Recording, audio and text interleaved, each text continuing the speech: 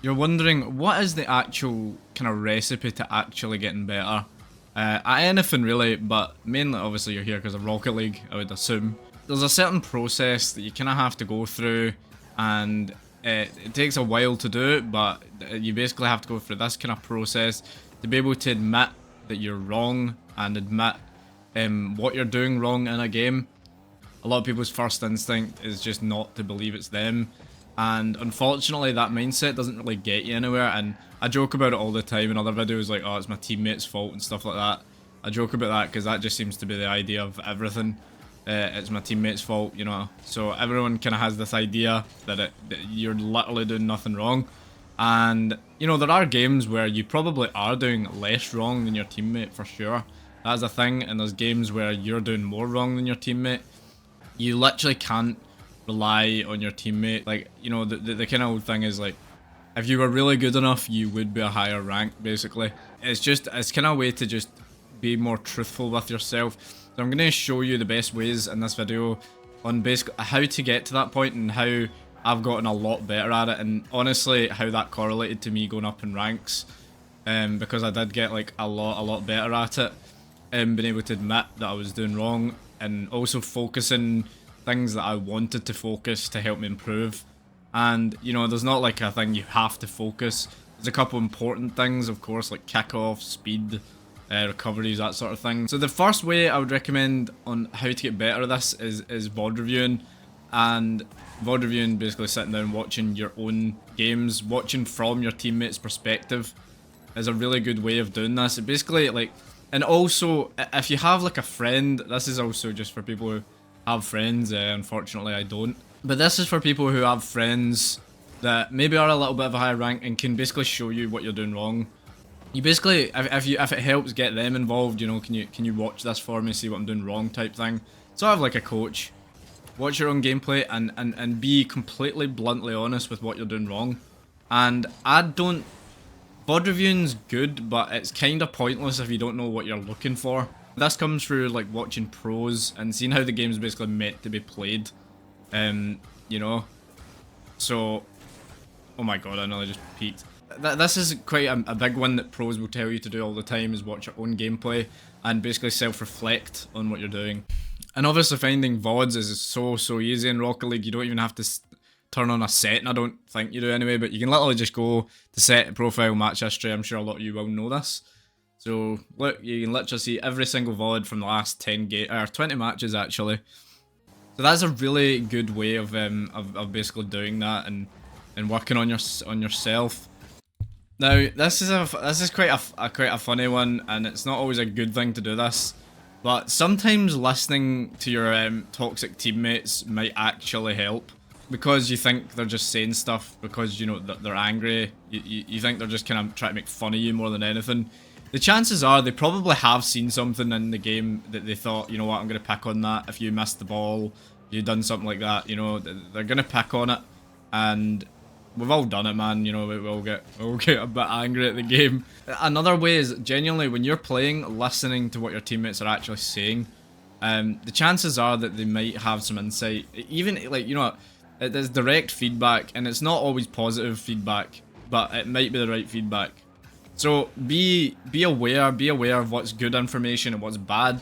If your teammate's telling you, bro, come on, like, what the hell are you doing? Like, why do you keep like going for flip resets instead of just shooting? Like, that is a you problem. If that's been the case in the game, then your teammates obviously called you out on it.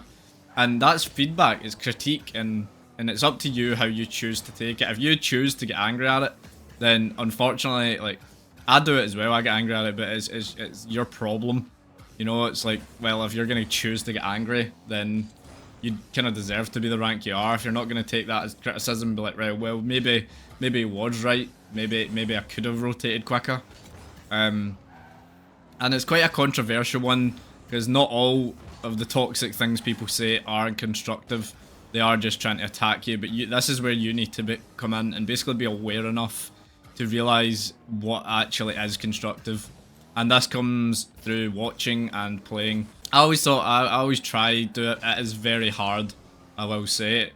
What is that old saying, do as I say, not as I do? Because I struggle to do this as well. Sometimes I do it though. I'm like, you know what, maybe he's right, man. I did just miss the ball. That's the third one. It kind of ties everything in a little bit, but basically being willing to admit that you're wrong or that you've done something wrong.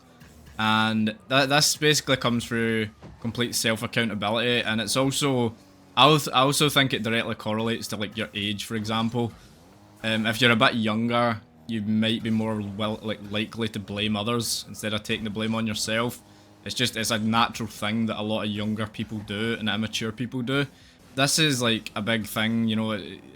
A lot of young players play the game and struggle to get up because, you know, they actually do struggle with this kind of like lack of accountability that they have. And, you know, again, it's natural. But you, basically, this is where it comes in that you need to train yourself out of this. It literally does nothing for anyone blaming others. It does absolutely nothing. When you really think about it, like, you know, if you're sitting just getting angry and blaming other people, then like you're not improving, are you? You're just getting angry. There's no improvement there. There's no progress. It's just you getting angry.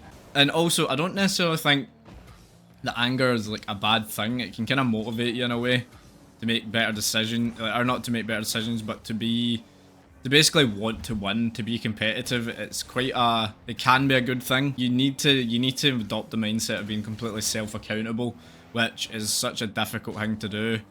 I got a lot better at it lately, like in the past kind of year or so. I really struggled with it, you know, and I still do kind of believe that it can be your teammates' fault. 100% that is a thing, but it's not something you need to let consume you and just kind of stop you. Why your teammate is bad is stopping you is still your fault in a way, because you there's just no progress actually being made when you're doing that. It's just complete blame, which is it's a hard mindset to adopt, and I'm only telling you this because I used to be the exact same, and I'm still not great at it, but I am 10 times better than what I used to be. I used to be a lot worse, like genuinely. So this is like, I'm not just saying this out of just, you know, trying to make a video. Like, this is personal experience that I've experienced myself. And the last thing that I'm gonna mention is like actual time played as well is a huge factor. If you're not, you know, it's so much harder to improve when you're like not completely focused. Like, if you're not actually focused on improving, you're probably not going to see that much of a result. Yes, you might get up a little bit when in the lower ranks. If you're wanting to get to the higher ranks, you need to basically know life the game for a little bit. If you're wanting to get to the higher ranks, you need to basically decide that you're going to do that and nothing's going to stop you. This is like, it's such a simple thing, and I know a lot of like life things happen. You know, you might not have time, you might have school.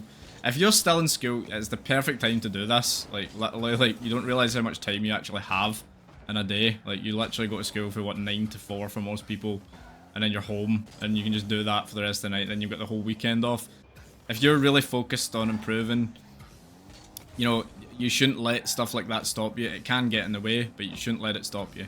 And also, like, a lot of like instincts do come from time played, and you can't expect to do that without just grinding the game.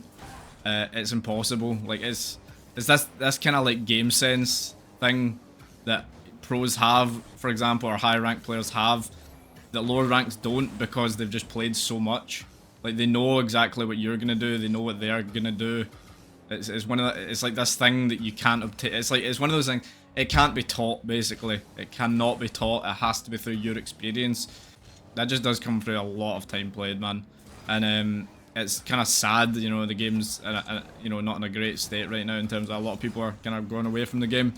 But if you're really serious about it, like, that's what I had to do, was it last year.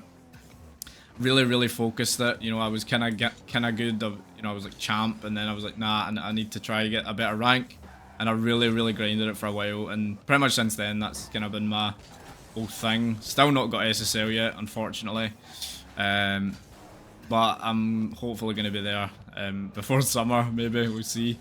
Yeah, that's going to do it for this video. So I hope these tips helped you. This is basically just my kind of opinion and overview of, you know, like this is from my years of experience in the game. I don't think it's completely far off to what a lot of pros would say either.